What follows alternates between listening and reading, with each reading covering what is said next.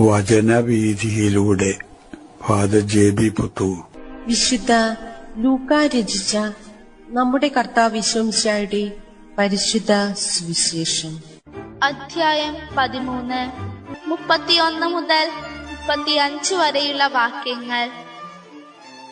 ജെറൂസലേമിനെ കുറിച്ചുള്ള വിലാപം. അപ്പോൾ തന്നെ ചില ഫരിസേയർ വന്ന് അവനോട് പറഞ്ഞു, ഇവിടെ നിന്ന് പോവുക, ഹെരോദേസ് നിന്നെ കൊല്ലാൻ ഒരുങ്ങുന്നു.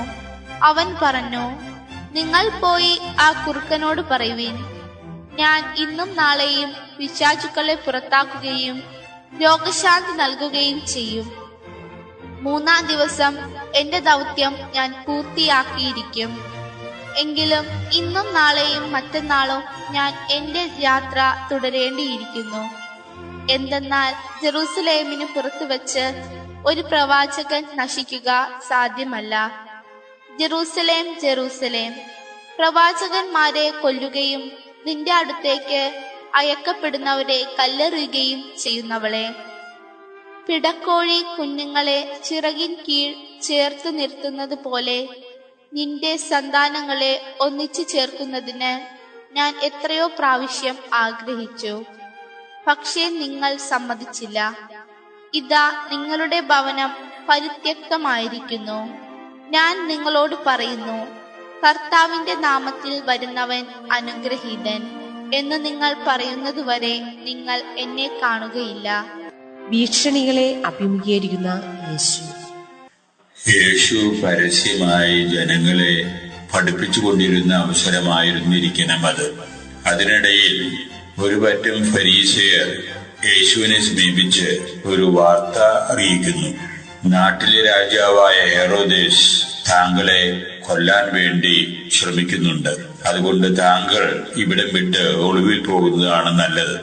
ഈ വാർത്ത കേട്ട യേശു വളരെ ധിരോധാത്തമായ രീതിയിൽ സംസാരിക്കുന്നതായിട്ടാണ് നാം കാണുന്നത്.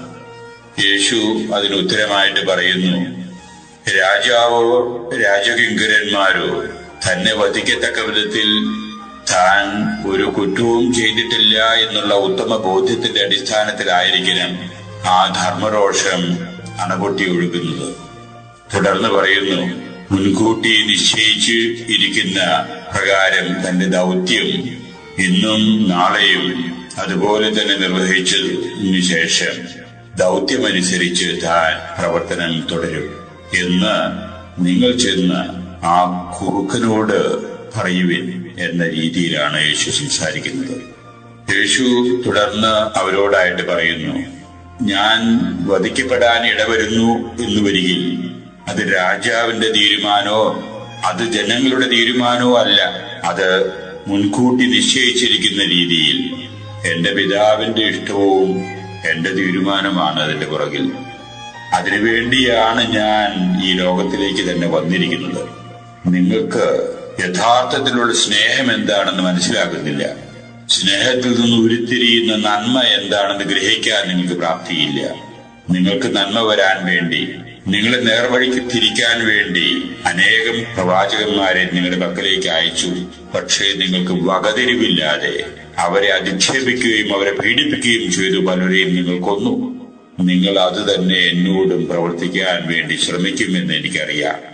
എങ്കിലും എല്ലാ കാര്യവും മുൻകൂട്ടിയുള്ള നിശ്ചയത്തിന്റെ അടിസ്ഥാനത്തിലേ നടക്കൂ, അത് തന്നെ നടക്കും എന്ന ധീരമായിട്ടുള്ള നിലപാട് എടുക്കുന്ന യേശുവിന്റെ തനിമയാർന്ന വ്യക്തിത്വമാണ് ഇന്നത്തെ സുവിശേഷം നമ്മുടെ മുമ്പിലേക്ക് കൊണ്ടുവരുന്നത് എന്ന് കാണാം.